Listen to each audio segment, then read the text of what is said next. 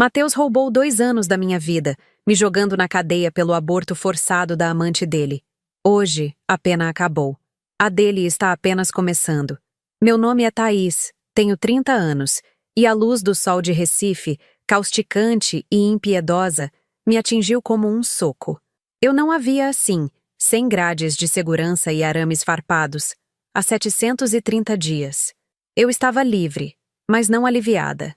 Alívio é para inocentes que sofrem.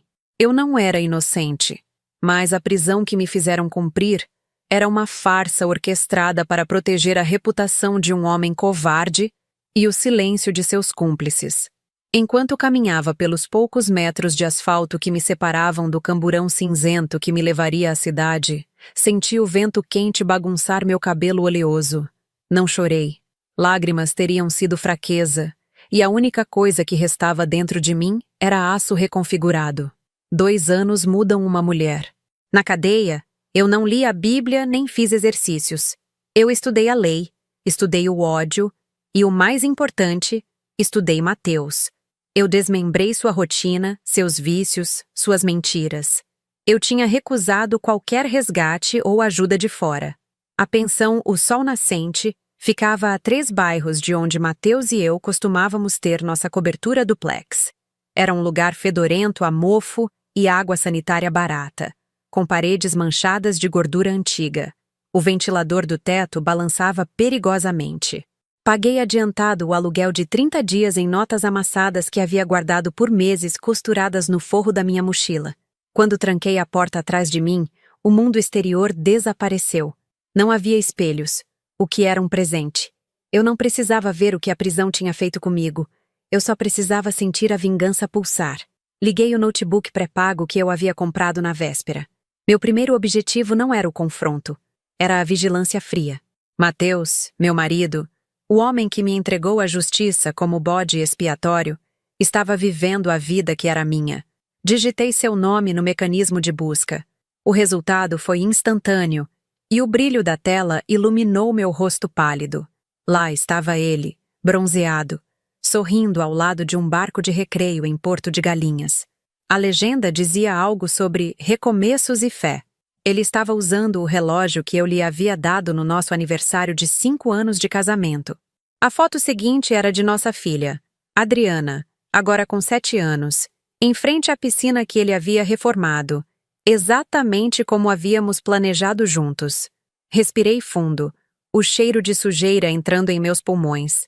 Não senti ciúmes da vida que ele levava, apenas uma satisfação gélida.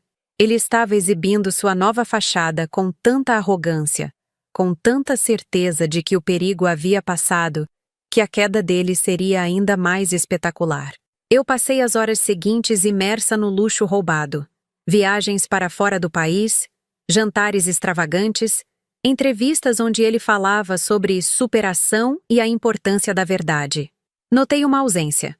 A menção ao Dr. Ricardo, nosso antigo advogado e único aliado que eu confiava. Mateus o havia afastado, temendo que a verdade vazasse. Fechei a tela do notebook. Eu tinha todos os fatos. Eu tinha o mapa da mina. A fachada dele era brilhante e frágil. Agora, a única coisa que me separava da próxima fase era um telefonema. Um risco calculado. Precisava encontrar Dr. Ricardo. Eu precisava de ajuda profissional para derrubar um império. E ele era o único em quem eu confiava em toda a Recife. Eu não cometeria o erro de Mateus. Minha verdade seria cirúrgica e devastadora. A contagem regressiva para a ruína dele começava agora. O primeiro passo não podia ser rastreado. Eu não usaria o telefone. Mateus tinha a inteligência de monitorar as linhas fixas e móveis que um dia foram ligadas ao meu nome. Eu precisava de invisibilidade. Abri um serviço de e-mail temporário, configurado através de 4 servidores diferentes. Era uma técnica que aprendi com uma detenta chamada Sônia, especialista em fraudes bancárias. Digitei o endereço eletrônico obsoleto do Dr. Ricardo, aquele que ele só usava para a família mais próxima. A mensagem era curta, enigmática, mas carregada de significado para quem a lesse com atenção. A semente plantada no aniversário de nossa filha precisa ser regada. Thaís. A semente era o nosso segredo. Fechei o notebook, o calor da tela ainda na ponta dos meus dedos, e me forcei a encarar a solidão barata do quarto. O cheiro de água sanitária não disfarçava o odor de desespero que impregnavam as paredes. Pensei em Adriana. Nossa filha tinha 7 anos, e o que Mateus fez não foi apenas me prender, foi roubar meu tempo com ela. Eu não fui uma esposa negligente. Fui a coluna financeira da nossa família por anos, investindo cada centavo da minha herança, mais de R$ 250 mil, no sonho de expansão dele, aquele que ele jurava que nos daria a segurança de morar em uma casa de frente para o mar. Eu me lembrei de Mateus, ajoelhado em nosso duplex, prometendo que, no aniversário de 5 anos de Adriana, teríamos uma casa de praia. Não tivemos a casa. Tivemos um pesadelo. Parei diante de um pequeno calendário de papel pendurado com fita adesiva na parede. Passei a ponta do dedo sobre o número 25, o dia da audiência de custódia. O dia em que Mateus olhou nos meus olhos e mentiu para o juiz, me entregando friamente para salvar sua pele e a reputação de sua amante. A dor que senti não era apenas traição conjugal, era o abismo que se abria sob os pés de Adriana. A vingança não era um prato frio, era um investimento estratégico. Voltei ao notebook. Mergulhei nos relatórios de mercado. Mateus não parou quieto. Ele estava alavancando o que restava do nosso capital e, com algum investimento externo suspeito, estava lançando um audacioso empreendimento imobiliário na zona sul de Recife. Um complexo de luxo. Ele chamava de Projeto Novo Amanhecer. A ironia era palpável. Minhas horas de estudo na prisão foram focadas em lei ambiental e regulamentações de construção de Recife. Eu sabia onde procurar. Mateus sempre foi impaciente, sempre querendo cortar caminho. Demorou apenas 4 horas e uma dúzia de filtros de busca para encontrar o fio solto. O projeto dependia de uma licença de mitigação de impacto ambiental altamente sensível, concedida pelo município. A data de concessão era 10 de março.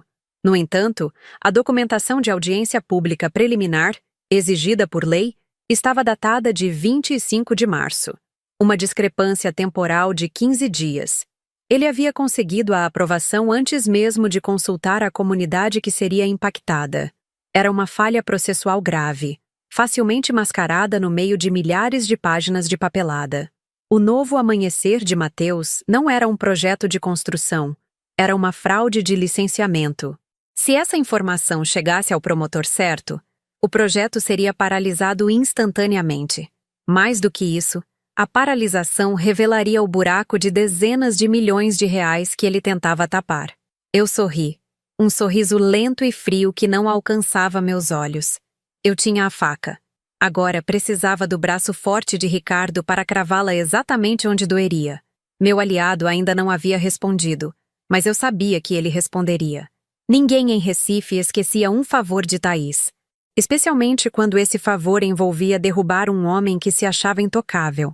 A quietude do quarto era a minha única aliada, um silêncio que, pela primeira vez em 2 anos, não era imposto por grades, mas escolhido. Eu tinha enviado a mensagem codificada a Dr. Ricardo. Agora precisava esperar. A paciência é uma moeda que só se valoriza na prisão. Enquanto a resposta não vinha, a vingança exigia infraestrutura. Não se derruba um homem poderoso com um único golpe, por mais preciso que seja. É preciso criar um ambiente de desconfiança, uma névoa que obscureça a credibilidade dele antes que o tiro fatal seja disparado. Passei os 3 dias seguintes imersa no escuro do quarto, iluminado apenas pela tela do notebook. Eu não criei uma identidade falsa, mas sim, uma rede delas. Um ecossistema de denúncias anônimas. O primeiro avatar digital era AC, de Almeida, um ex-funcionário de Mateus supostamente demitido por se recusar a assinar documentos fraudulentos. O segundo, Verônica P., uma ativista ambiental preocupada com a biosfera de mangue próxima ao projeto Novo Amanhecer. O terceiro, um investidor fantasma, G. Lira, questionando a repentina liquidez de Mateus. Comecei a alimentar os canais certos. Usei fóruns de arquitetura e portais de notícias de negócios locais, sempre navegando por redes privadas virtuais. Minhas denúncias não eram sobre a fraude principal. Eram pequenas alfinetadas, ruídos de fundo. Com a identidade de Verônica P., enviei ao blog Recife Sustentável fotos de caminhões de Mateus descarregando entulho em uma área não licenciada, a 5 quilômetros do projeto principal. Não era crime capital, apenas uma infração administrativa que gerava multas e, mais importante, fazia o nome de Mateus aparecer associado à palavra negligência. Como AC. De Almeida, disparei e-mails para sindicatos de construção civil, insinuando que Mateus estava atrasando pagamentos aos subempreiteiros, criando um zoom zoom zoom sobre a instabilidade financeira do novo amanhecer. Eram sementes de desconfiança plantadas em solo fértil, onde a vaidade e a pressa de Mateus serviam como fertilizantes. Ele era bom em grandes shows. Era péssimo em gerenciar detalhes. No quarto dia, o cheiro de mofo parecia sufocante. Eu tinha saído apenas para comprar 3 biscoitos e uma garrafa de água no mercado da esquina, usando um boné e óculos escuros que me davam a aparência de turista desinteressada. Ao retornar, notei algo. O ventilador, que sempre rangia de forma constante, estava agora mudo. Eu havia desligado antes de sair, mas a posição da lâmina parecia diferente. Não era um assalto. Nada havia sido levado. Apenas um sinal, sutil e gelado, de que talvez minha paranoia não fosse apenas resquício da cadeia. Meus olhos voltaram para o notebook e meu coração deu um salto. Na tela, aberta em uma aba de notícias de esportes obscuros, havia uma única linha de código. Não era um e-mail, mas um comentário criptografado deixado por um usuário anônimo. O comentário dizia: "O jogo de xadrez do aniversário de nossa filha será jogado no Campo dos Coqueiros, às 20 horas. O Campo dos Coqueiros era o campo de futebol de várzea, onde Mateus e Dr. Ricardo jogavam casualmente nos fins de semana anos atrás. 20 horas. Ele havia entendido. E mais importante, estava me avisando de que a comunicação aberta era perigosa. Ricardo havia respondido, mas a menção ao Campo de Coqueiros era uma mensagem dupla. Não era um lugar para encontrar uma cliente. Era um aviso de que nos encontraríamos em território inseguro, onde olhos de terceiros poderiam estar observando. A vigilância de Mateus era mais sofisticada do que eu imaginava. Eu teria de sair do hotel. A próxima fase exigia risco calculado e a confiança cega em um homem que, por 5 anos, foi o único a enxergar a verdade por trás do meu casamento. Meu encontro com o Dr. Ricardo definiria a velocidade da ruína de Mateus. E se ele estava sob pressão, isso significava que Mateus já havia percebido que a terra debaixo de seus pés estava começando a tremer. Eu precisava causar o caos. Não um terremoto, mas uma série de tremores leves, bem calculados, que abalassem a fundação da confiança de Mateus. Se ele pensava que a vigilância era a resposta, eu lhe daria algo concreto para vigiar, algo que o forçasse a brigar com seus próprios sócios. Usando o perfil de Gelira e um novo roteador móvel, dediquei a noite à criação de um documento que parecia ter sido gerado por uma auditoria interna de baixo escalão. O foco: um lote específico de tijolos importados da China, destinados ao Projeto Novo Amanhecer. A diferença no preço de aquisição versus o preço de mercado era de apenas R$40 mil. Não era um escândalo capaz de paralisar a construção, mas parecia perfeitamente arquitetado para ser um pequeno esquema de propina, uma lavagem de dinheiro de baixo risco.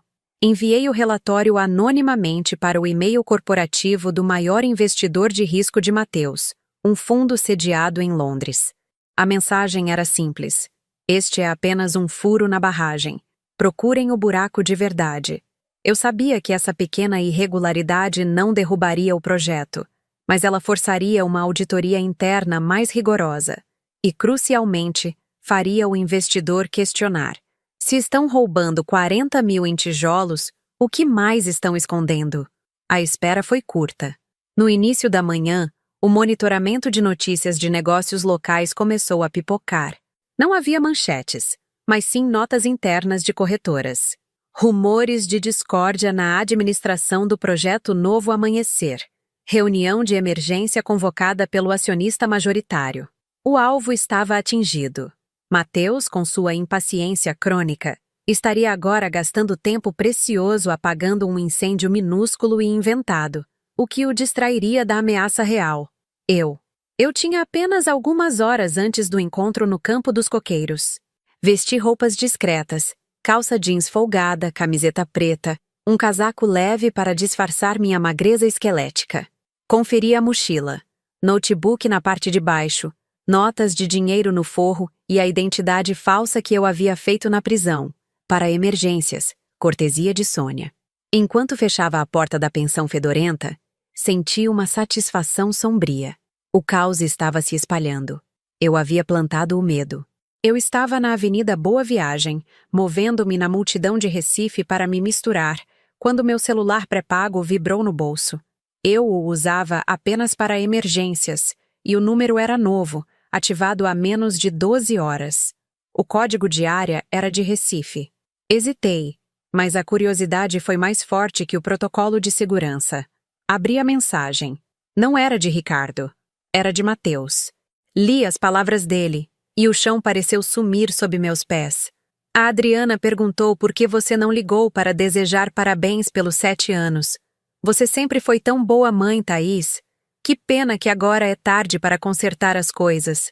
O choque não foi a traição ou o cinismo. Foi a data. O aniversário de Adriana era dali a 3 semanas.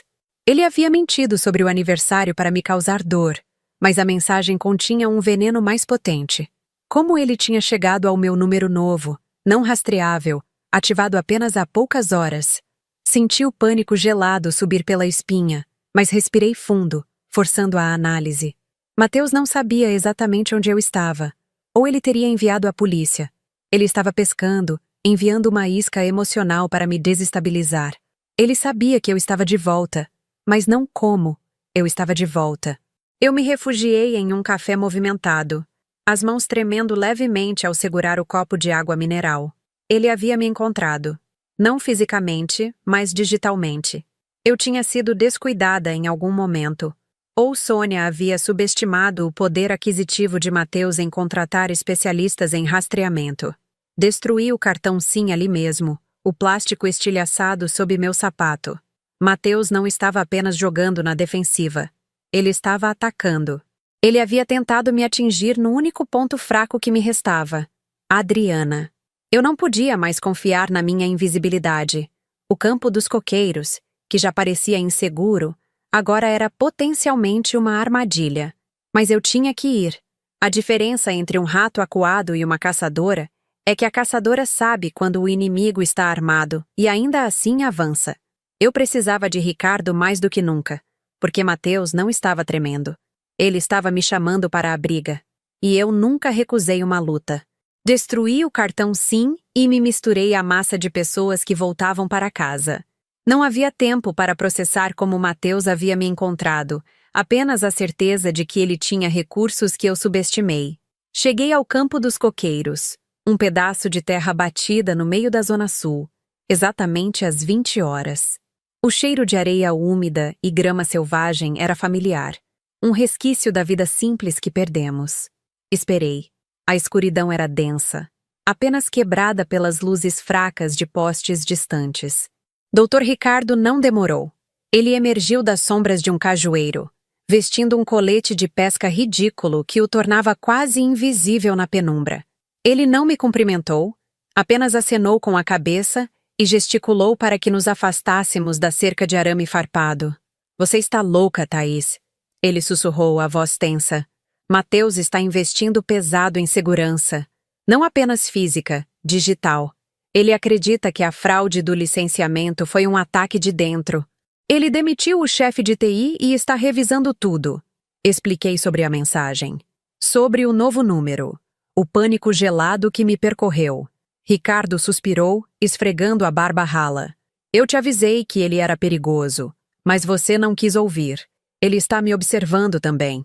Nossas linhas estão quentes. Se vamos agir, tem que ser agora. Mateus está paranoico com a auditoria interna forçada que você gerou, mas ele não me conecta a você. Ainda. Eu tinha o alvo. O projeto Novo Amanhecer. Eu tinha a arma. A fraude no licenciamento. Eu precisava apenas de tempo para que Ricardo pudesse disparar o tiro legal sem que Mateus pudesse contra-atacar. E para ganhar esse tempo, eu precisava desestabilizá-lo completamente. Preciso entrar na casa, eu disse sem rodeios. Ricardo hesitou. Thaís, é suicídio. Ele tem câmeras por toda parte. Mateus nunca cobriu a porta de serviço que leva ao sótão. Ele a selou após a reforma do ar-condicionado. Ele achava que a fechadura antiga, aquela de ferro fundido, era anti-roubo. Só eu sei que a chave mestra ainda está no cofre que ele escondeu atrás da prateleira de livros no escritório. Ricardo me encarou. Conhecíamos cada centímetro daquela cobertura. Um ninho de falsas promessas. "O que você vai fazer lá?" perguntou ele. "Vou lembrá-lo do que ele enterrou. Vou fazê-lo questionar se sou apenas eu que voltei para assombrá-lo." Expliquei meu plano em detalhes rápidos, e Ricardo concordou, sua relutância competindo com sua sede de justiça. Ele me deu um pequeno aparelho, um bloqueador de GPS de baixa frequência e instruções sobre como usá-lo perto da mansão. "Me encontre neste mesmo lugar em 48 horas, ele finalizou. "Até lá, Thaís, seja um fantasma." Eu me movi como um fantasma na noite de Recife. A cobertura duplex de Mateus, na Avenida Boa Viagem, parecia um farol de arrogância. Luzes acesas, seguranças na porta da frente. Mas eu não usaria a frente. Esperei até quase 2 horas da manhã. O bloqueador de sinal, envolto em um lenço grosso para abafar o ruído, funcionava com uma luz vermelha pálida, criando uma bolha de 20 metros quadrados de sombra digital. O acesso lateral era fácil, um portão enferrujado que dava para a área de serviço. Mateus havia delegado a vigilância da área para sensores de movimento antigos, que eu sabia como desativar por alguns segundos, usando uma tática que aprendi na cadeia, envolvendo um spray de água e alumínio. A fechadura de ferro cedeu com um estalo silencioso. Eu estava na minha antiga casa, mas a diferença era abissal. O cheiro era de luxo novo. E o retrato de Mateus e Adriana na sala de estar me atingiu com força. Ignorei. Fui direto para o escritório. O cofre estava onde eu o deixei, atrás da prateleira de filosofia que Mateus nunca lia. A combinação era a mesma. O aniversário de casamento. A chave mestra estava dentro. Subi as escadas silenciosamente, o suor frio escorrendo pelas minhas costas. O sótão era quente e cheirava a poeira e tecidos velhos. Eu precisava do meu objeto. Eu não guardava fotos, nem cartas. Guardei uma peça de metal minúscula e fria, o brinco de pérola de Marina, a amante que Mateus forçou a abortar. Encontrei-o perto da lixeira da clínica no dia em que tudo desmoronou e o guardei como prova para o dia que eu pudesse usá-lo. O quarto principal. Entrei, o coração martelando contra as costelas. Mateus roncava pesadamente na cama, a respiração de Adriana, no quarto ao lado, era como uma melodia sufocada. O alvo não era o cofre ou o dinheiro, era o psicológico. Abri a gaveta da mesinha de cabeceira de Mateus. Ele guardava ali seu celular carregando, um maço de notas e uma pequena caixa de remédios para a ansiedade. Abaixo do maço de notas, enterrei o brinco de pérola. Não deixei um bilhete. O objeto falaria por si. Saí do quarto e da casa sem deixar rastro. Quando cheguei à pensão, o sol de Recife começava a nascer, transformando o céu em um laranja sangrento. Eu não dormi. Sentei-me no escuro e monitorei. O ruído começou na hora do almoço. Um e-mail anônimo, disparado pelo meu avatar, G. Lira, chegou à caixa de entrada de Ricardo, para que ele pudesse me manter informada, citando uma tensão inédita no escritório de Mateus. Rumores sobre um surto de ansiedade do executivo que forçou o cancelamento de uma reunião importante com os credores. Ele havia encontrado. O fantasma de Marina estava dançando no escritório de Mateus, e ele não conseguia distinguir a realidade de sua culpa. Eu tinha conseguido o primeiro grande tremor psicológico, mas Mateus tinha um poder de recuperação perigoso, e o tempo estava se esgotando. Eu precisava de Ricardo para acionar o golpe legal antes que a paranoia de Mateus se transformasse em fúria direcionada. O brinco era o início. A ruína dele seria a consequência. Eu só precisava de mais 48 horas. O fantasma de Marina tinha cumprido seu papel. Mateus estava ardendo em ansiedade, e enquanto ele tentava desesperadamente varrer o brinco de pérola para debaixo do tapete psicológico, eu tinha 48 horas de ouro. 48 horas para afundar o alicerce de sua credibilidade. O sono era um luxo que eu não podia pagar. Eu já havia plantado o medo nos investidores e a paranoia em Mateus. Agora, precisava de um elo fraco dentro da fortaleza, um peão descartável que seria forçado a testemunhar contra o rei quando o castelo desmoronasse. Voltei à minha pesquisa da prisão. Mateus, embora fosse o cérebro da ambição, delegava a papelada suja. Concentrei-me nos relatórios de contabilidade. Encontrei Marcelo, um contador júnior na empresa de Mateus, de 30 e poucos anos. Eu me lembrava dele do coquetel de Natal de 2 anos antes, com o rosto pálido e o terno apertado. O que a lei seca não me deu, a internet me entregou. Marcelo havia acumulado dívidas pesadas com o cartão de crédito, e pior, estava desesperado para pagar um tratamento médico caro para sua mãe. Ele não era um criminoso. Era um homem sob pressão, perfeito para a minha armadilha. Usando uma VPN diferente e um perfil de LinkedIn falsificado de uma suposta consultora financeira de risco de São Paulo, enviei um e-mail ultraprofissional e altamente técnico para Marcelo. O tom era de preocupação corporativa, não de ameaça. Eu o atraí com informações privilegiadas sobre as discordâncias administrativas que eu mesma havia plantado. Eu escrevi que o Fundo de Londres estava forçando uma auditoria e que Mateus estava prestes a demitir o pessoal de contabilidade para cobrir a fraude dos R$ 40.000 em tijolos. Marcelo, eu digitei, adotando um tom de falsa cumplicidade. Para salvar a sua pele e a pensão da sua mãe, você precisa fazer um movimento de compensação de capital não registrado. É uma manobra comum em crises de liquidez. Um empréstimo ponte de baixo risco, em torno de R$ 72.000. Eu sei a senha de acesso temporário que você pode usar. Um erro de Mateus. Faça a transferência esta noite, e a empresa terá tempo para respirar e cobrir o buraco antes que o Fundo de Londres o encontre. A isca era a dívida dele. A justificativa, a autopreservação. R$ 72.000 não eram nada no esquema do Novo Amanhecer, mas o rastro desse dinheiro levaria diretamente a Marcelo, e ele não teria como provar que agiu sob instruções de terceiros. Ele ficaria exposto como o único responsável por desvio de fundos. Eu sabia que ele morderia a isca. A necessidade dele era maior que o medo. Às 3 da manhã, recebi o sinal silencioso de que a transação havia sido realizada. Eu tinha meu peão, e a bomba financeira estava montada. Meu próximo passo seria me preparar para encontrar Ricardo. Eu estava no meio do processo de empacotar o notebook quando o telefone fixo da pensão tocou. A pensão, o Sol Nascente, não tinha telefone fixo. Era uma linha antiga, raramente usada, que a proprietária havia mantido apenas por protocolo.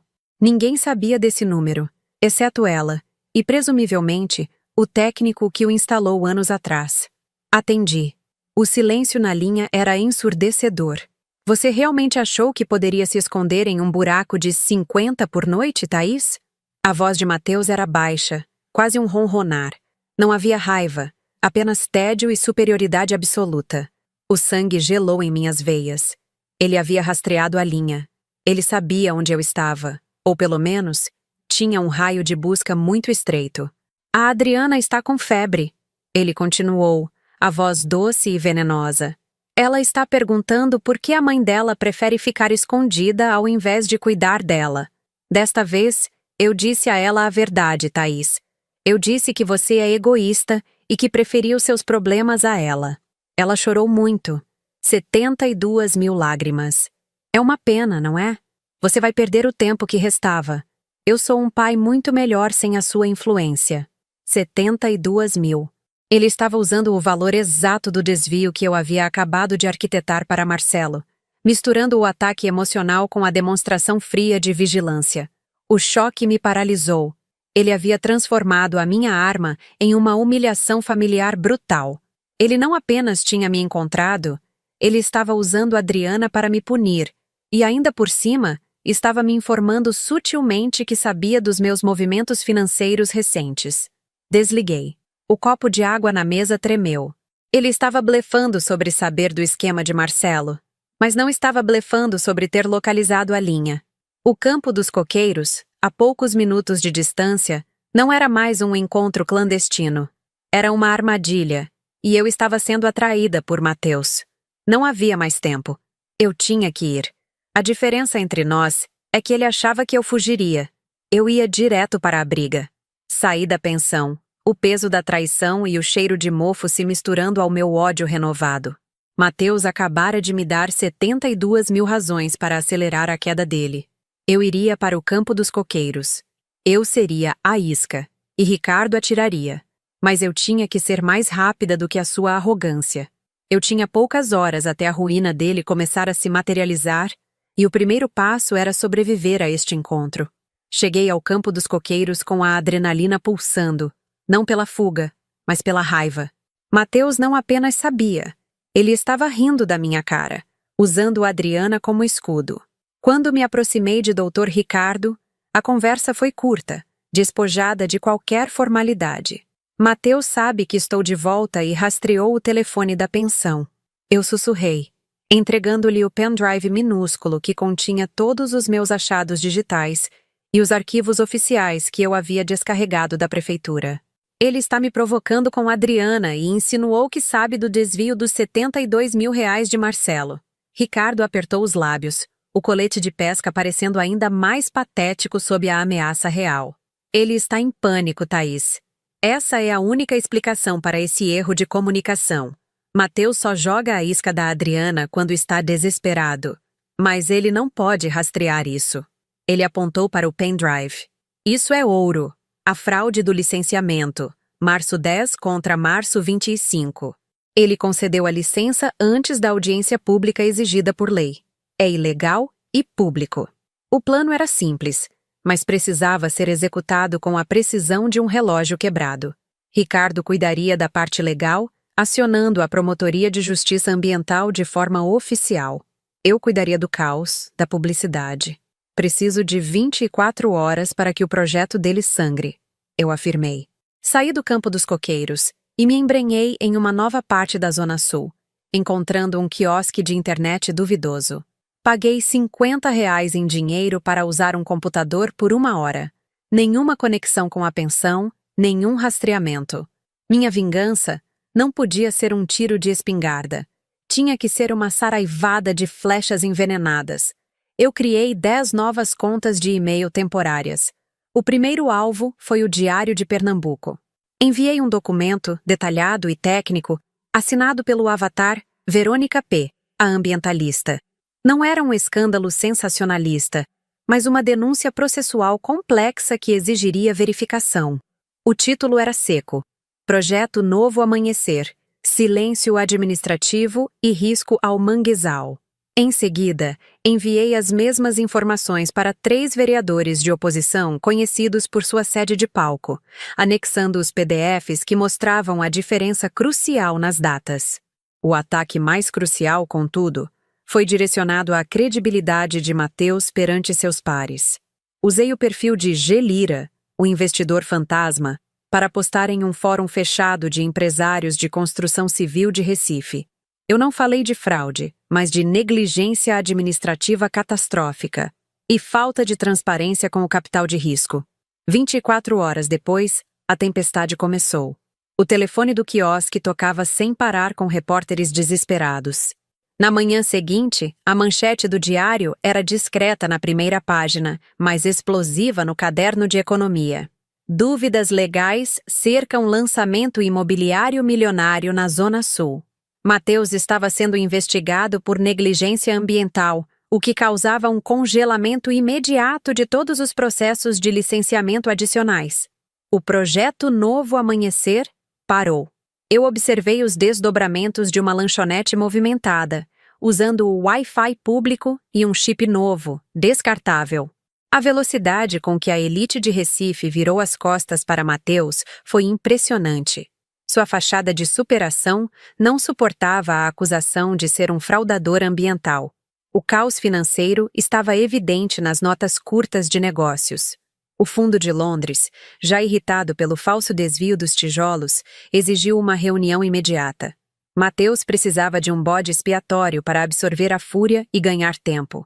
O nome de Marcelo, o contador júnior, começou a aparecer discretamente em blogs de fofocas empresariais, associado a falhas na gestão de ativos. Mateus o estava jogando aos leões, culpando-o tanto pelo desvio de R$ 72 mil, quanto pela suposta incompetência na gestão de documentos de licenciamento. O projeto estava congelado. A credibilidade dele, destruída. O brinco de pérola de Marina o estava corroendo por dentro, e a imprensa o estava devorando por fora. O telefone descartável vibrou. Era Ricardo. Thaís, você conseguiu. O projeto está paralisado. Ele está em uma reunião de emergência tentando salvar a pele. Mas você precisa saber de algo. A família de Marcelo está tentando falar com você. Eu franzi a testa. O que a família do contador teria a ver comigo? Eu não era mais Thaís, a esposa traída. Eu era a arquiteta de um colapso financeiro. A ruína de Mateus havia começado, mas a bomba que eu usei para explodi-lo tinha atingido uma vítima colateral que agora poderia vir atrás de mim. A vingança, eu percebi, nunca era um caminho solitário. Eu tinha plantado o caos e agora precisava lidar com as consequências inesperadas. Meu próximo passo não seria contra Mateus, mas para me proteger do peão que eu mesma derrubei.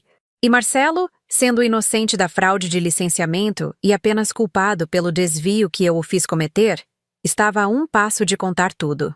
A família de Marcelo. A ironia era brutal. Eu havia passado 2 anos lidando com a injustiça de ser acusada de um crime que não cometi, e agora eu estava orquestrando o sofrimento de um homem que era apenas um peão na minha guerra. Eu tinha a faca no pescoço de Mateus, mas o sangue que escorria era de terceiros. Liguei para Ricardo de uma cabine telefônica pública. A voz dele era de cansaço e frustração contida. A esposa de Marcelo me ligou, Thaís. Ele foi demitido hoje. Mateus o culpou pelo desvio dos R$ 72 mil. E pior, está dizendo para o Fundo de Londres que Marcelo era o responsável pela auditoria que falhou em detectar o problema do licenciamento ambiental. Ele está sendo crucificado. Diga à esposa dele para procurar um advogado trabalhista e que eu vou cobrir os custos.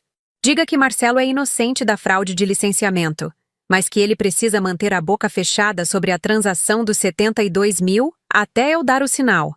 Mateus vai acusá-lo de desvio de fundos para ganhar tempo. Eu preciso desse tempo. Você está brincando com fogo, Thaís. O fogo dele. Eu sabia, mas a vingança exigia sacrifícios. E Mateus havia se certificado de que eu não tinha mais moral para julgar quem deveria queimar. Eu tinha paralisado o projeto. Havia criado o caos. Agora, eu precisava desmantelar a aliança que sustentava Mateus. O Fundo de Londres, o acionista majoritário que o blindava da ruína. Voltei ao meu ecossistema digital. O acionista principal do fundo era um homem chamado Ian. Ele não estava preocupado com a ética, mas com a liquidez. Para derrubar Mateus aos olhos de Ian, eu precisava de algo que comprometesse a garantia do investimento, não apenas sua gestão. Eu precisava descobrir a origem do capital inicial que Mateus usou. Eu sabia que Mateus não havia roubado apenas os meus R$ 250 mil de herança para começar o novo amanhecer. Ele precisava de muito mais do que isso para seduzir um fundo estrangeiro. Passei a noite no escuro do meu novo esconderijo, uma kitnet ainda mais barata no subúrbio de Recife. Usei o mesmo perfil de consultora financeira que criei para Marcelo, para abordar um funcionário júnior do setor de conformidade do Fundo de Londres. Meu argumento foi cirúrgico. A paralisação do projeto poderia ser revertida, mas a garantia do empréstimo estava comprometida. Em 30 minutos, consegui o que precisava. Acesso limitado aos documentos de colateralização do empréstimo. O brilho do notebook doía nos meus olhos, mas me forcei a decifrar a papelada digital. O empréstimo era astronômico, várias dezenas de milhões de reais. Mateus havia oferecido como garantia principal a cobertura duplex onde morava e onde Adriana dormia. Mas a revelação que me fez prender a respiração, sentindo o ar quente do quarto congelar em meus pulmões, estava na seção de assinaturas. Lá estava a minha assinatura, clara, escaneada, anexada a um documento de hipoteca de alto risco. Eu não tinha assinado aquilo. A data, no entanto, era a mais dolorosa de todas. 3 dias após minha prisão.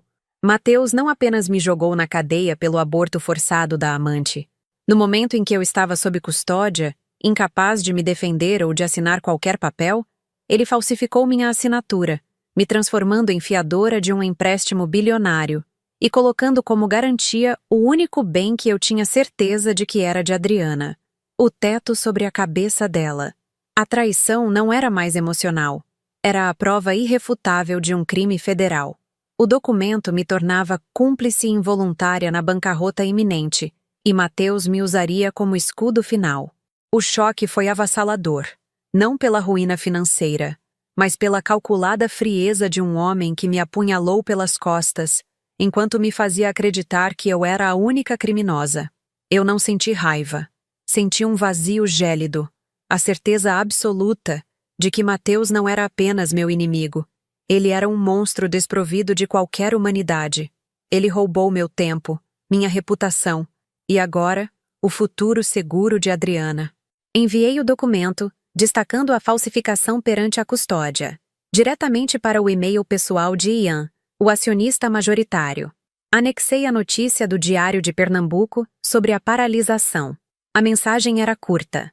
Seu capital não está em risco devido à minha inaptidão, mas sim pela fraude hipotecária cometida por Mateus enquanto eu estava presa. Procure a data de custódia e confira a minha assinatura. A resposta foi quase imediata. Não de Ian, mas de Ricardo. Thaís, Ian acabou de ligar para a minha secretária. Ele está cancelando a parceria e exigindo uma auditoria forense imediata no Novo Amanhecer. Mateus está sendo expulso da empresa que ele criou. O castelo dele está caindo. A aliança que me aprisionou estava desfeita. A ruína de Mateus não era mais um plano, era um fato. Mas o monstro, agora ferido de morte, ainda estava à solta em Recife, e ele tinha a guarda da minha filha. Eu tinha a prova do crime. Agora, eu só precisava ir para casa. E o problema era que, com a casa hipotecada sob minha falsa assinatura, eu não sabia mais onde ficava o meu lar. A próxima fase exigiria que eu confrontasse Mateus no único campo de batalha que ele pensava dominar: a guarda de Adriana. Eu tinha a prova do crime federal, mas o peso daquela assinatura falsificada era maior que a montanha de dinheiro que ele havia roubado. Mateus não tinha apenas me traído, ele tinha cravado uma estaca no futuro de nossa filha, transformando a casa dela em garantia para seu castelo de areia. A ruína financeira dele era um fato, mas não era o suficiente. Mateus ainda tinha o domínio da narrativa em Recife. Ele era o empresário visionário que superou a tragédia de uma esposa criminosa e cuidava da filha, Adriana, com devoção. Era essa teia de mentiras sociais que precisava ser desfiada, porque no confronto pela guarda, a reputação valeria mais do que qualquer prova de fraude imobiliária. O pilar dessa farsa era a socialite, que o havia acolhido e apresentado à elite de Recife, a mesma que havia espalhado a história de minha inaptidão moral. Ela era a figura de caridade, a madrinha de eventos que Mateus usava para ostentar sua nova vida de fé e propósito. Eu me concentrei nela. Na prisão, eu havia memorizado os detalhes de cada evento que Mateus postava. O coquetel de angariação de fundos para a Fundação Esperança Nordestina era o seu palco favorito. Eu lembrava de um comentário casual feito por um dos subempreiteiros demitidos que lamentava ter visto caixas de vinho caríssimo no depósito da caridade. Voltei ao meu arsenal digital, invocando o fantasma do investidor G. Lira. Eu não precisava de grandes desvios, precisava de hipocrisia palpável. Em 30 minutos de escavação nos registros públicos e relatórios anuais da Fundação, encontrei a rachadura. A socialite havia feito uma viagem de pesquisa para Paris, cobrada diretamente da conta da Fundação Esperança Nordestina, no valor de R$ 30.000. A justificativa: análise de programas sociais europeus. O crime era menor, uma má gestão de fundos, mas o custo social seria astronômico. Enviei o dossiê, com fotos dos recibos e o itinerário luxuoso, para 10 e-mails de jornalistas de fofocas e colunistas sociais que a socialite usava para autopromoção. Eu incluí uma nota anônima. Será que Mateus, o homem de fé, endossa o uso de fundos de caridade para férias de luxo? O efeito foi instantâneo e explosivo. Às 2 horas da tarde, Ricardo me ligou. Sua voz estava menos tensa e mais triunfante. Thaís, a cidade está em chamas. Não é sobre o Mateus, é sobre a amiga dele. O escândalo dela está sendo capa de todos os blogs de fofoca. Ela acabou de renunciar à fundação. E o mais importante, Mateus foi excluído do evento de gala de amanhã. Ele perdeu o púlpito social. A morte social dele era mais rápida do que a financeira. Sem o verniz de respeitabilidade, ele era apenas um empresário arruinado e um mentiroso hipotecário. Isso me dá o tempo que preciso, eu disse. Ele vai estar focado em apagar esse fogo social, tentando se desassociar dela para salvar o que restou da imagem dele de bom pai. Mas eu preciso de segurança agora, Ricardo. Ele sabe que estou em Recife e tem a guarda de Adriana. Eu estou acionando um mandado de busca e apreensão com o promotor federal, Ricardo afirmou. Com a falsificação da hipoteca, o promotor concordou em agir rapidamente. Ele quer a documentação original, não apenas cópias digitais, para formalizar o crime de estelionato e fraude. Mateus deve ter os originais na casa dele.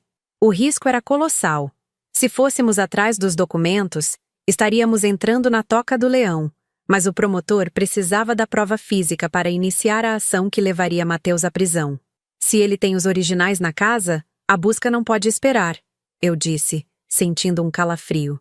Se ele for preso, Adriana será levada para um abrigo temporário até a decisão de guarda. Era exatamente isso que eu não queria. Minha filha no sistema. Existe uma alternativa, Ricardo hesitou. Se conseguirmos a prova e provarmos o perigo iminente antes da prisão, o juiz pode conceder a guarda provisória a você, mesmo com o seu passado criminal, com base na fraude do Mateus e na necessidade de proteção da criança. Eu vou buscar os documentos, decidi, a adrenalina substituindo o medo. Eu era a única que conhecia a casa bem o suficiente para antecipar seus esconderijos. Não, Thaís. É muito perigoso. Você é uma fugitiva aos olhos dele. Se ele a encontrar lá, ele a acusará de invasão. Deixe a polícia fazer o trabalho. Mas o trabalho da polícia seria lento, e Adriana estaria desprotegida. Eu vou à casa, Ricardo, esta noite. Prepare o promotor. Quando eu sair de lá, Mateus será apenas um criminoso esperando a sentença. Fechei a mochila. Eu não voltaria para a pensão. Eu iria direto para a Avenida Boa Viagem. Mateus estava isolado, exposto e humilhado. Ele estaria irado. Eu teria que ser rápida e invisível. Eu iria recuperar o que era meu. Não o dinheiro, nem a reputação. Eu iria buscar Adriana. A vingança estava completa. A missão de resgate estava começando. Eu não me permiti sentir a familiaridade do vento de Boa Viagem. Eu era uma sombra determinada a recuperar a minha filha e a destruir o monstro que a havia roubado de mim. O portão de serviço, que eu havia violado na invasão anterior, estava agora reforçado com uma nova corrente de aço, brilhando à luz da rua. Mateus tinha aprendido, mas ele era previsível em sua arrogância. A cobertura de Mateus não tinha vizinhos no mesmo andar, um luxo que agora se voltava contra ele. Eu usei um acesso que ele jurava ter selado. A escada de incêndio obsoleta que dava para o telhado da área de lazer, no andar de baixo. A subida era precária, e o metal enferrujado rangia, mas o som era abafado pelo ruído constante do ar-condicionado central, que eu sabia ser poderoso o suficiente para mascarar pequenos ruídos. Entrei pela clarabóia da área gourmet, que Mateus usava apenas para exibir seus troféus de golfe. A descida foi um deslizamento silencioso sobre a bancada de mármore. O apartamento estava estranhamente quieto. Não havia luzes acesas, exceto a fraca iluminação de segurança no corredor. Mateus não estava na cama. A respiração de Adriana, no quarto ao lado, era a única bússola que me impedia de desmoronar. Fui direto para o escritório. Não havia tempo para o sentimentalismo. O cofre atrás da prateleira de filosofia, o antigo, estava vazio. Mateus não seria tão estúpido. Ele teria levado a hipoteca falsificada para um novo esconderijo. Vasculhei o ambiente, meu coração batendo um ritmo febril no silêncio da noite. Ele estava jogando. Sabia que eu voltaria para o cofre. Minha atenção recaiu sobre o pequeno cofre digital, moderno e prateado, que ele havia instalado recentemente, disfarçado como um pedestal de escultura ao lado da mesa. Usei uma técnica de escuta sutil que havia aperfeiçoado na prisão, ouvindo os cliques internos da trava. A combinação, descobri após 4 tentativas, era óbvia, um resquício da sua vaidade. A data do lançamento do projeto Novo Amanhecer. Mateus amava mais o dinheiro do que a mim ou a Adriana. O cofre se abriu com um sussurro pneumático. Lá dentro, o maço de papéis era inconfundível. A hipoteca de alto risco. Aquele documento que transformava a casa de Adriana em garantia financeira. A minha assinatura falsificada, datada de 3 dias após a minha prisão, era clara e inegável. A prova de seu crime federal estava em minhas mãos. Eu comecei a empacotar o documento, pronta para sair, quando um pequeno item no fundo do cofre me chamou a atenção. Não era dinheiro, nem joia. Era um envelope pardo, selado com fita adesiva larga. Abriu, as mãos tremendo, não de medo, mas de uma antecipação gélida. Lá dentro, não havia papéis. Havia um cartão de memória minúsculo e uma folha de papel dobrada. A folha era um recibo de pagamento emitido a uma clínica médica obscura, datado do mesmo dia do aborto de Marina. Abaixo, uma transcrição feita à mão, em letra de Mateus, de um áudio. Eu li a transcrição, sentindo a náusea subir. Era a gravação de Mateus coagindo Marina, a amante. Não apenas coagindo, mas ameaçando-a com a exposição de sua família e o uso da força física para forçar o procedimento. Ele havia gravado o momento, não para provar inocência, mas como um troféu macabro e uma forma de mantê-la em silêncio absoluto. A gravação era a prova fria e indestrutível de que a prisão por aborto que eu cumpri por 2 anos foi uma farsa montada por ele, baseada em coação e ameaça de morte. Mateus não era apenas um criminoso financeiro. Ele era um assassino moral, e havia guardado a prova de minha inocência e de seu crime mais hediondo, como um monstro que guarda o osso da vítima. Enquanto eu guardava o cartão de memória e a hipoteca, senti um cheiro de perfume barato e água sanitária. Não era o cheiro da minha pensão. Era o cheiro de Mateus. Ele havia voltado. Corri para o corredor, movendo-me na escuridão, e o vi. Mateus estava parado na porta do quarto de Adriana. Ele vestia um roupão de seda, mas seus olhos estavam injetados, e a barba por fazer acentuava sua face pálida. Ele tinha a aparência de um homem que não dormia há 72 horas. "Thaís!" Ele sussurrou, a voz carregada de uma satisfação doentia. "Eu sabia que você viria. Eu sabia que viria por ela." Ele estava bloqueando a saída. Meu coração bateu forte no peito. Eu tinha o material. Agora, eu precisava sair viva, e sem envolvê-lo em uma briga que acordasse Adriana. "Saia da frente, Mateus," eu disse, a voz quase inaudível, mas firme. Ele riu, um som rouco e seco. "Você é patética, Thaís. Você me derrubou, mas adivinhe só, os papéis de guarda ainda estão comigo. Você é uma ex-presidiária. Eu sou o pai. E onde está a sua casa? Hipotecada. Onde está o seu dinheiro?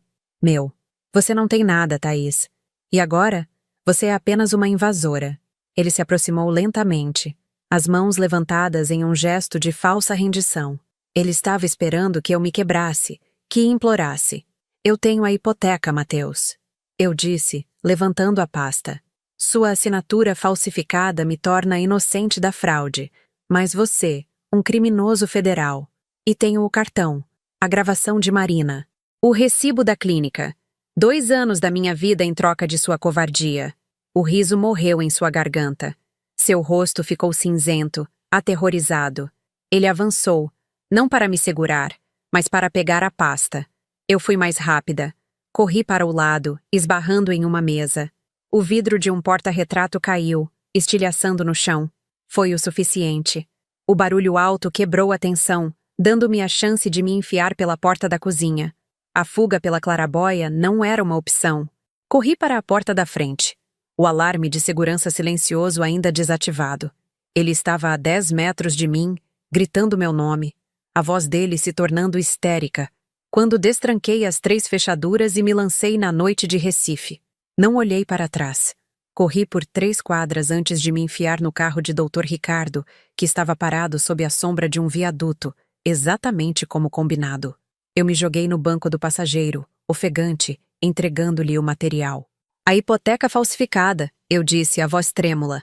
E o áudio da coação de Marina. Ricardo abriu o envelope, analisando o recibo e o cartão de memória. Ele não precisou ouvir o áudio. O recibo da clínica, que se somava à hipoteca forjada, era o golpe de misericórdia. Mateus acabou, ele declarou, ligando o motor com urgência. Isto não é apenas fraude, é obstrução de justiça, é coação, é a prova de sua inocência na prisão. Ricardo não foi para a casa dele. Ele me levou para um escritório pequeno e sombrio de um jornalista investigativo que ele conhecia, no centro da cidade. Em 10 minutos, o jornalista, um homem magro e de óculos, estava vasculhando o áudio e a transcrição. Ricardo, em outra linha, acionava o promotor federal. O sol estava começando a subir sobre o Atlântico. Eu estava sentada em um banco duro, vendo o jornalista digitar com uma velocidade impressionante. O material do aborto, a fraude hipotecária sob custódia e o desvio de fundos, ele murmurou. Mateus não vai sobreviver ao café da manhã, Thaís. Isto vai ser a manchete do país. A bomba explodiu ao mesmo tempo. O jornalista publicou um artigo investigativo chocante no portal de notícias mais influente de Pernambuco, com o título Ex-esposa presa por aborto forçado. Expõe fraude bilionária e crime hediondo do marido empresário. O texto detalhava a falsificação da hipoteca, o uso do meu capital para cobrir a lavagem de dinheiro e a prova incontestável de que Marina havia sido coagida ao aborto por Mateus, que me usou como bode expiatório para proteger sua reputação. O telefone de Ricardo começou a tocar incessantemente. Era o promotor federal. Thaís, deu certo. O promotor está emitindo um mandado de prisão preventiva e um mandado de busca e apreensão na casa de Mateus neste momento. Ele está sendo acusado de estelionato, falsidade ideológica e agora, coação agravada. Ele não tem como fugir. Eu me recostei no banco, sentindo o alívio frio e doloroso. O preço de 2 anos de vida estava sendo cobrado. A vingança estava completa, não apenas em termos financeiros, mas moralmente. A verdade estava no ar de Recife, causticante e inegável. A justiça de Mateus estava sendo servida.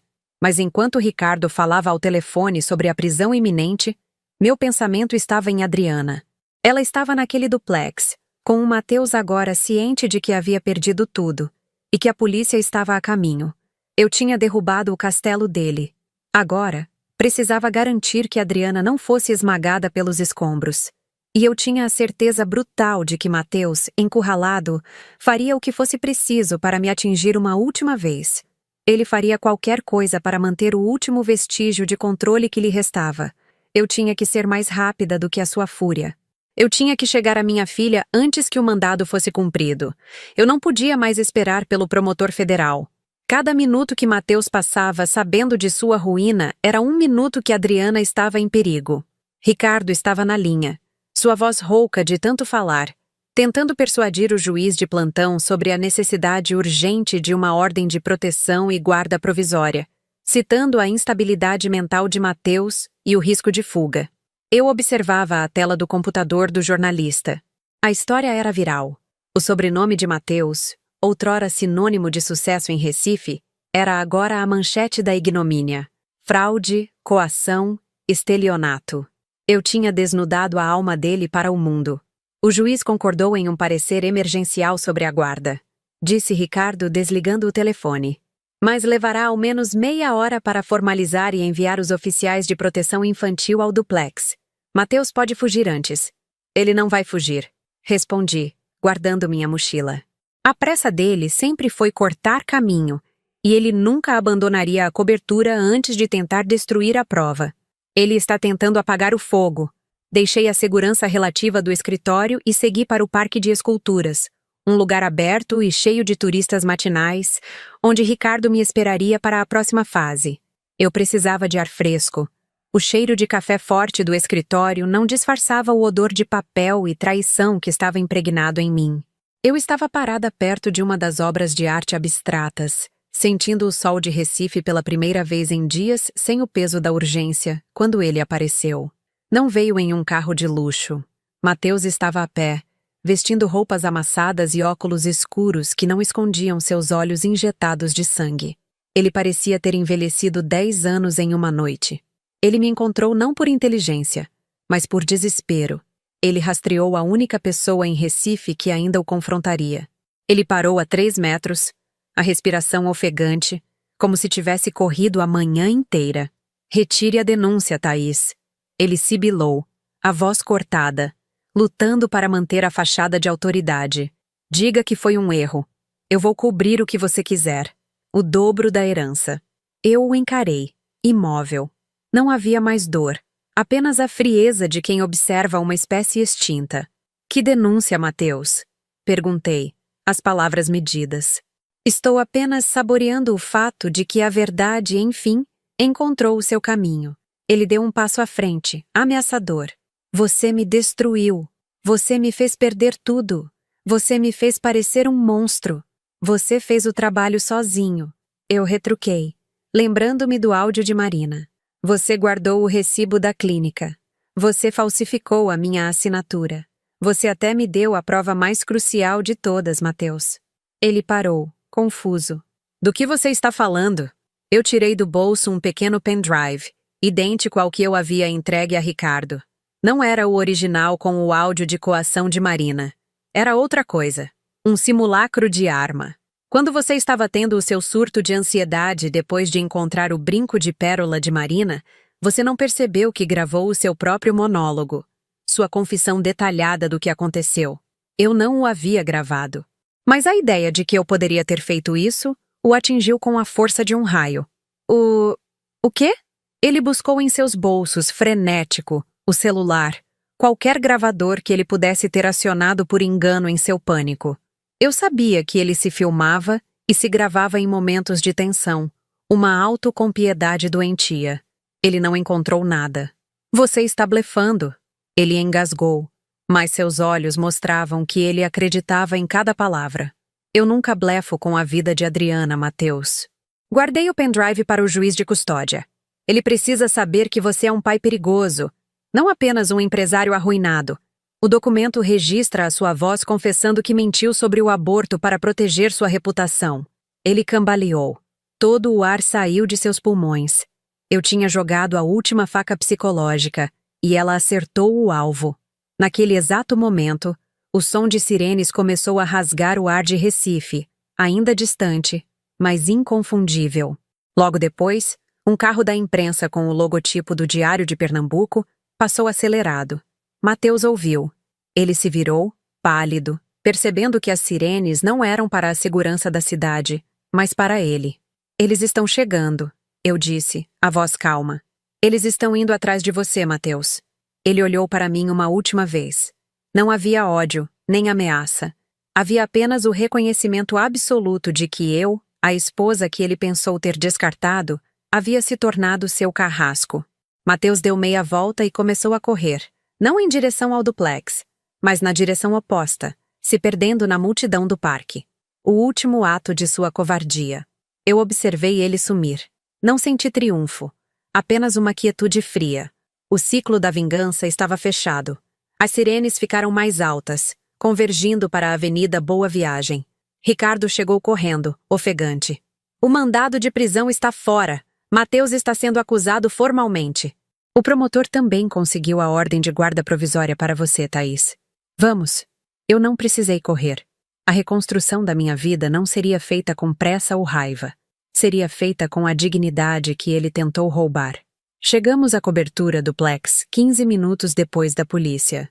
O caos estava instalado. Fitas de isolamento, policiais federais e a imprensa cercando o prédio. No meio da confusão, um oficial uniformizado me reconheceu pelo crachá que Ricardo exibiu e me guiou para dentro. O apartamento estava vazio de Mateus, mas não de vida. Adriana, nossa filha de 7 anos, estava sentada no sofá, segurando um bichinho de pelúcia, com os olhos vermelhos e assustados. Uma assistente social estava ao seu lado. Quando Adriana me viu, ela soltou um pequeno grito e correu para mim. Eu a abracei, sentindo o cheiro familiar de seu cabelo, o calor de seu corpo miúdo contra o meu. O aperto dela era a única coisa real em anos. Mamãe, você voltou. Eu voltei, meu amor. Eu sussurrei. As lágrimas que eu havia negado por 2 anos finalmente vindo, quentes e libertadoras. Eu peguei Adriana no colo e a levei para o carro de Ricardo. Olhei para trás, para a cobertura que Mateus havia transformado em uma armadilha, agora sob custódia federal. Eu não era mais a prisioneira. Eu era a mãe, a sobrevivente, a arquiteta da verdade. Recife era a minha cidade. E agora, com a ruína de Mateus completa, eu podia finalmente começar a construir nosso novo lar. Mas eu sabia que o resgate físico de Adriana era apenas o primeiro passo. O próximo ato seria o mais difícil: curar as cicatrizes invisíveis que Mateus havia deixado nela. Enquanto eu me preparava para o inevitável retorno ao tribunal, para garantir que a prisão dele fosse definitiva e que a guarda da nossa filha fosse irrevogável. Eu precisava ser mais do que uma sobrevivente. Eu precisava ser a rocha de Adriana. Ricardo dirigia calmamente pela orla. Adriana dormindo profundamente no banco de trás, aninhada contra o meu peito. Eu não conseguia parar de alisar seu cabelo, sentindo o pulso de vida que Mateus tentou transformar em moeda de troca. Ricardo me levou para um flat alugado em Olinda, longe da efervescência de Recife, um lugar onde a brisa do mar cheirava a sal, e não a traição. Ali, com Adriana segura ao meu lado, eu me permitia quietude. No dia seguinte, a notícia de Mateus já havia se transformado em fofoca nacional. O jornalista investigativo não perdeu tempo. O artigo explodiu com fotos dos documentos da hipoteca falsificada, o recibo da clínica de aborto e a descrição clínica da coação de Marina, a amante. A ruína era total. Eu assistia ao noticiário na televisão do flat, com o volume baixo. Um plantão policial anunciava: Mateus havia sido encontrado na Zona Sul, escondido na casa de um velho amigo que o entregou à polícia assim que soube das acusações federais. As imagens mostravam-no entrando no camburão, a cabeça baixa, os ombros curvados sob o peso de sua própria covardia. Não senti triunfo, apenas a certeza fria de que o universo havia reequilibrado a balança. O escândalo não parou nele. A socialite que me havia difamado estava sendo investigada por má gestão de fundos, e Mateus, antes um ícone da elite empresarial de Recife, era agora o catalisador de uma purga moral que atingia seus cúmplices. O projeto Novo Amanhecer foi oficialmente embargado, e o Fundo de Londres, após a auditoria, descobriu o buraco de dezenas de milhões de reais que Mateus tentou tapar com o meu dinheiro e a falsificação hipotecária. Naquela manhã, Dr. Ricardo me trouxe passagens aéreas e um envelope grosso, que continha uma quantia significativa de dinheiro que ele havia guardado para mim durante a prisão, fruto da venda de um pequeno terreno que eu possuía em meu nome antes do casamento.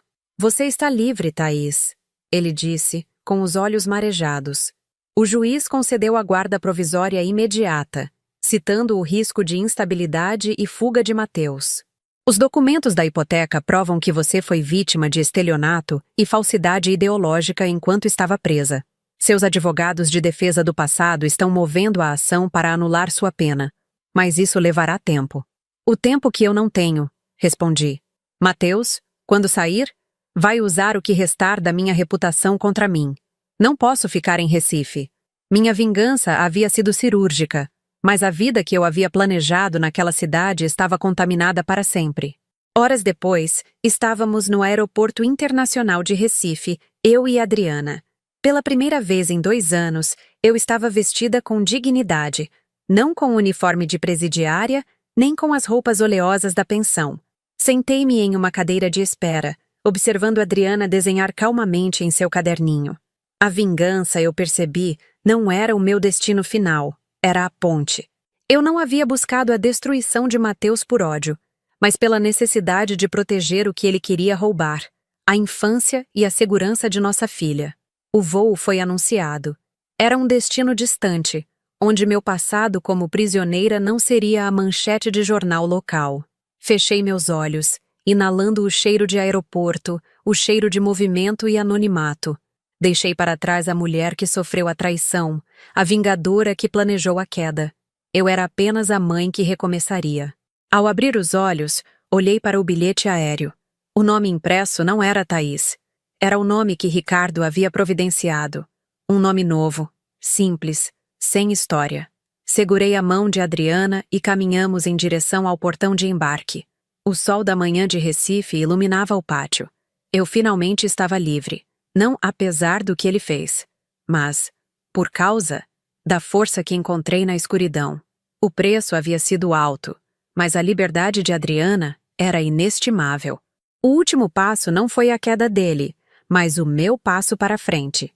Se essa história tocou você de alguma forma, deixe um comentário aqui embaixo. Quero muito saber o que você teria feito no lugar do Thaís. E se puder, compartilhe este vídeo com alguém que precisa ouvir isso hoje. Obrigado por assistir e que Deus abençoe seu caminho.